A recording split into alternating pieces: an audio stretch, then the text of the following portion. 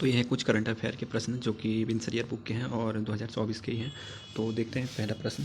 तो पहला प्रश्न है, देश की पहली इंडोर आर्चरी लीग का आयोजन उत्तराखंड के किस शहर में हुआ था? तो इसका आंसर हो जाएगा मतलब देहरादून हो जाएगा। और स्वच्छ सर्वेक्षण 2023 में उत्तराखंड को पर्वतीय राज्यों में कौन सा स्थान मिला था? तो चौथा हो जाएगा पर्वतीय राज्यों में। और 2023 में शामिल किए गए उत्तराखंड के नगरों में प्रथम स्थान जो था वो देहरादून को मिला था। और तेंजिंग नॉर्गे एडवेंचर पुरस्कार 2023 किस पर्वतारोही को प्रदान किया गया था? तो सविता कसवाल जी को हो जाएगा और ये उनको मरणोपरांत मिला था। और उत्तराखंड में नैनीताल जनपद के पौलगढ़ कंजर्वेशन रिजर्व का नाम बदल दिया गया है। अब इस रिजर्वेशन का नाम क्या कर दिया गया है? तो अब इसका नाम चेतावनी कंजर्वेशन हो गया, जो कि रामनगर में है, नैनीताल रामनगर में। और फिर उसके बाद है पौड़ी जनपद के जो यशवंत कटौर जी हैं और उनको किस क्षेत्र के लिए पद्मश्री पुरस्कार दिया गया था? तो ये शिक्षा एवं लेखन के क्षेत्र में दिया गया है। सराहनीय सेवा के लिए वर्ष 2024 में उत्तराखंड के कितने पुलिस कर्मियों को सम्मानित करने की घोषणा की गई है, सम्मानित किया गया है? तो 26 हो जाएगा। उत्तराखंड में पर्वतोई राकेश पंत जी है, जो हाल ही में जिन्होंने अफ्रीका की सबसे ऊंची जो चोटी है उस पर विजय ध्वज फहराया था। तो ये किस जनपद से है? तो ये अल्मोड़ा से हो जाएंगे। और फिर उसके बाद है उत्तराखंड का देश का पहला हिम तेंदुआ संरक्षण केंद्र बनाने की घोषणा की गई है। तो यह संरक्षण राज्य के किस पार्क में स्थित है और कहाँ बनाया जाने वाला है? तो ये गंगोत्री नेशनल पार्क में है।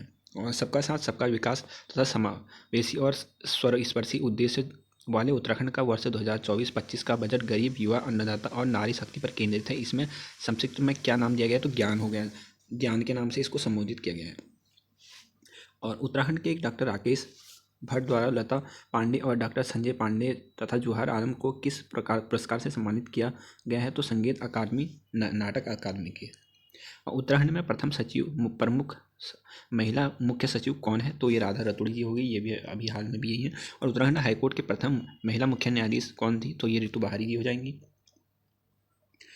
और फिर है उत्तराखंड देश का पहला ऐसा राज्य बन गया है जिसने नियमित मेडिकल ड्रोन सेवा की शुरुआत की है। और यह सेवा राज्य के किस संस्थान ने शुरू की है? तो एम्स ऋषिकेश ने यह शुरू की है। शिक्षा के क्षेत्र में उत्कृष्ट कार्य करने वाले शिक्षकों को दिया जाने वाला शैलेश मार्टियानी पुरस्कार वर्ष 2023 के लिए कितने शिक्षकों को दिया जा रहा है? तो 2023 के लिए 17 शिक्षकों को दिया जा रहा है। और सतत विकास लक्ष्य 2022-23 की रैंकिंग में देहरादून जनपद को दूसरा स्थान प्राप्त हुआ है। प्रथम स्थान किस जनपद को मिला? प्रथम स्थान जो है वो नैनीताल को मिला है।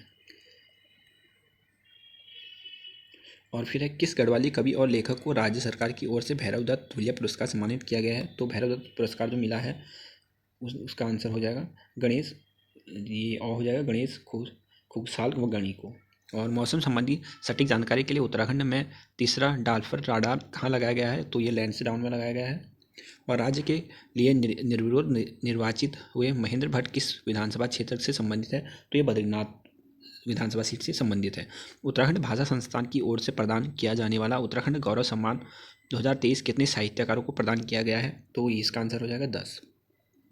उत्तराखंड के किस खास समुदाय को सामान्य नागरिकता संहिता के कानून से दायरे से बाहर रखा गया है? तो अनुसूचित जनजाति मतलब एसटी वर्ग को।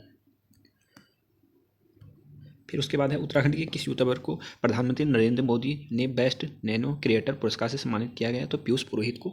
और इनका संबंध जो है वो चमोली जिले से हो जाएंगे।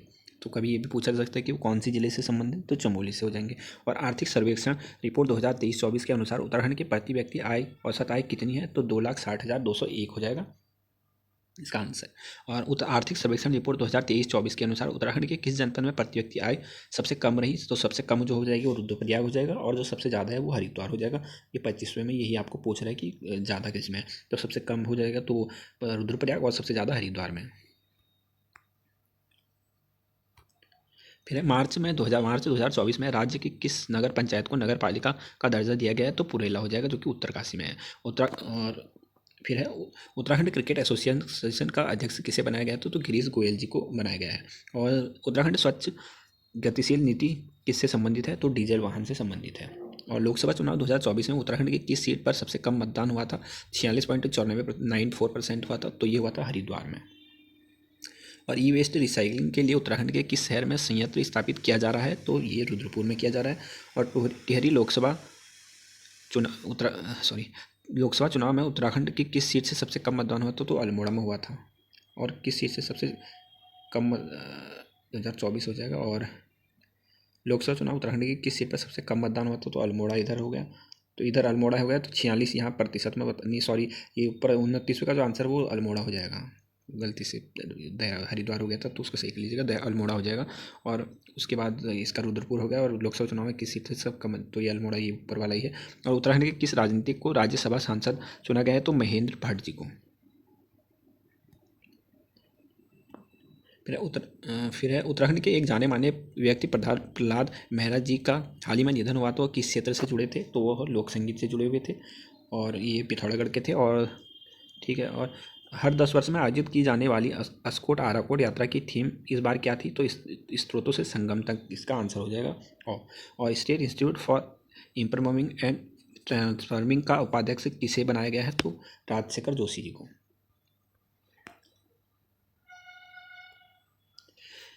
नवाचारों को प्रोत्साहन देने और पेटेंट फाइल कराने में उत्तराखंड को देश में कौन सा स्थान मिला है, तो 8वां हो जाएगा इसका आंसर।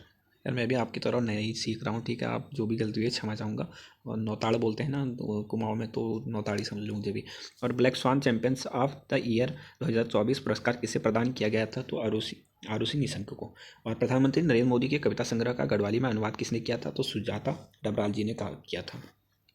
और दूसरा पंडित भैरव दत्त धूलिया पत्रकार पुरस्कार नैनीताल समाचार के संपादक राजीव लोचन शाह को प्रदान किया गया था। पहला पुरस्कार किस पत्रकार को दिया गया था, तो पहला दिया गया था जसवंत सिंह रावत जी को।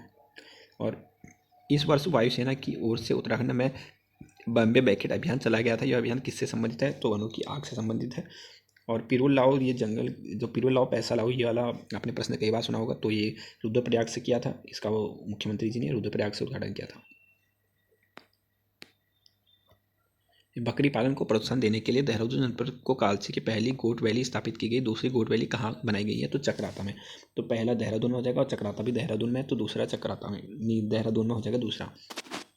बैडमिंटन वर्ल्ड फेडरेशन की ओर से जारी रैंकिंग सूची में 22 भारतीय खिलाड़ी के नाम टॉप 10 में शामिल किए गए हैं। तो उक्त लक्ष्य सेन और चिराग सेन, ये दोनों भाई अल्मोड़ा से संबंधित है और ये दोनों को पर्यावरणवादी स्वर्गीय सुंदरलाल बहुगुणा की स्मृति में प्रदान किया जाने वाला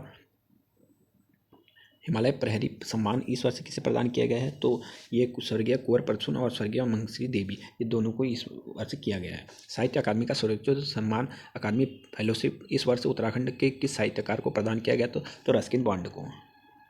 और उत्तराखंड पर्यटन विभाग ने भारत का पहला खगोल पर्यटन अभियान शुरू किया है। इस अभियान का नाम क्या दिया गया है, तो नक्षत्र सभा।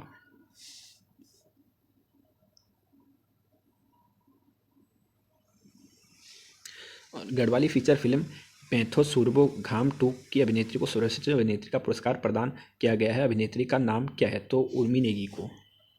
और चर्चित पुरस्कार हिमांक से क्वथनांक उच्च हिमालय की एक यात्रा के अनेक वृत्तांत के लेखक कौन है, तो इसके लेखक हो जाएंगे शेखर पाठक जी। और केंद्रीय सांख्यिकी और कार्यक्रम क्रियान्वयन मंत्रालय की ओर से जारी रैंकिंग में महंगाई पर नियंत्रण रखने में दिल्ली को प्रथम स्थान प्राप्त हुआ। उत्तराखंड को कौन सा स्थान प्राप्त हुआ था, तो उत्तराखंड को तीसरा स्थान प्राप्त हुआ है।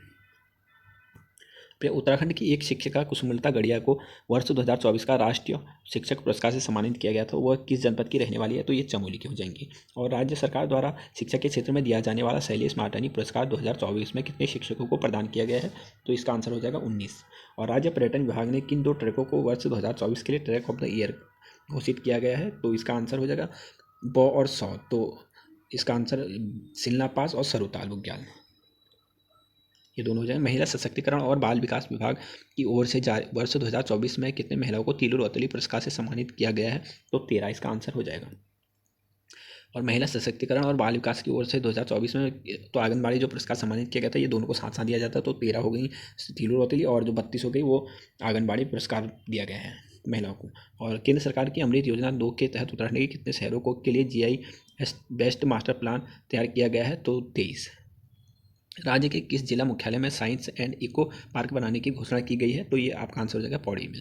21 अगस्त से 23 अगस्त 2024 तक गैरसैंण में आयोजित राज्य विधानसभा के सत्र में कुल कितने विधेयक सदन में पेश किए गए, तो इसका आंसर हो जाएगा 7।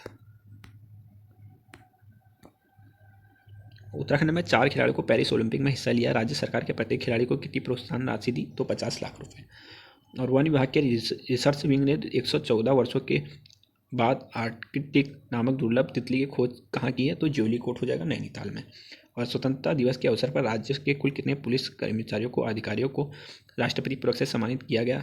तो 7 इसका आंसर हो जाएगा।